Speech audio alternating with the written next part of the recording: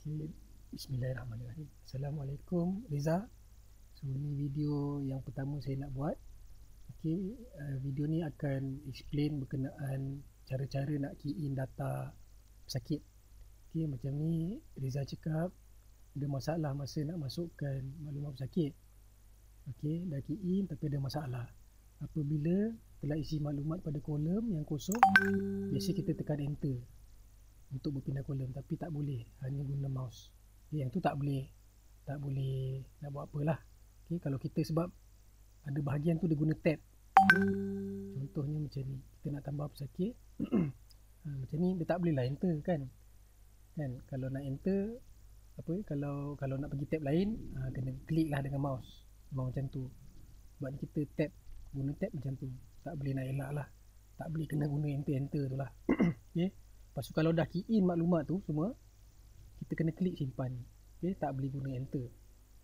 Okay. Dan satu lagi masalahnya, kalau kita tengah isi C, okay, tengah isi C, contoh saya letak nama saya.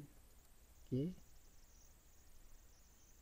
Okay. Lepas tu tengah isi C, kita tersilap lah, tertekan kat luar, ataupun macam you kata enter hilang, tak sempat nak save. Okay, kita tertekan kat luar, ataupun kita just klik je balik. Okay, klik balik, data tu masih ada, dia tak hilang. Okay. Kalau kita tersilap ke mana-mana, kita tertekan kat luar ke, kita ter-enter ataupun dia hilang, kita just klik je balik tanpa pesakit baru ni. Okay, insyaAllah data tu masih ada, tak hilang. So make sure simpan lah. Okay, make sure klik simpan, baru dia simpan betul-betul. Okay, so tu persoalan pertama lah.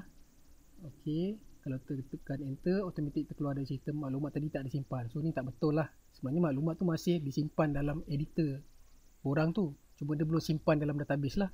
Okay, kalau nak simpan dalam database, make sure tekan simpan, baru dia simpan. Okay, so tu soalan pertama. Okay, untuk hapus data ni sebenarnya kita boleh pilih mana-mana pesakit yang kita dah tersilap lah. Okay, contohnya ni kita nak delete, tapi dalam case sistem MAKIJURUS ni, Tuan Haji tak benarkan data entry untuk delete. Okay, so kalau data entry punya staff yang check, dia cuma boleh tambah dan tetapkan maklumat-maklumat lah. Dia nak masukkan maklumat-maklumat lain, nak edit profile ke apa kan,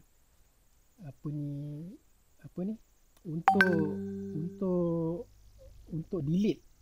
Okay, untuk delete data pesakit, edit dan delete, ada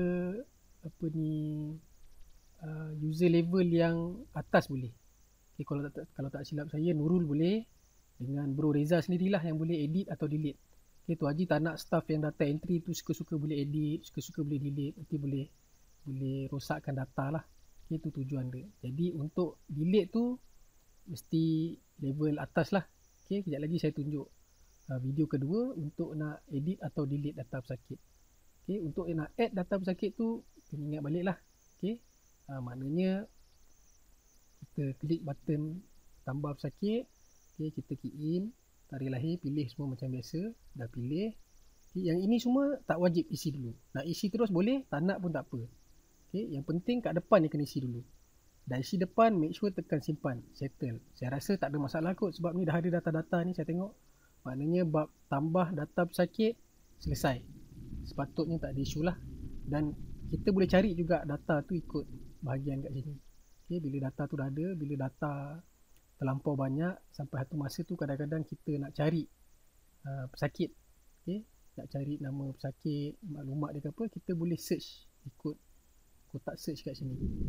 Okay, contohnya kita nak cari contoh Kamisah. Okay, lepas tu kita enter.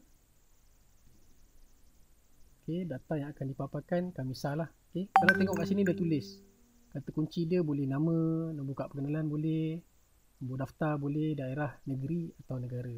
Okay, nak search ikut negeri pun boleh, nak ikut nombor telefon pun boleh. Nombor telefon ada, nombor telefon tak boleh. Nama, nombor kad pengenalan boleh lah. Okay, so setakat tu video yang pertama ni, iaitu berkenaan tambah pesakit baru. Okay, terima kasih.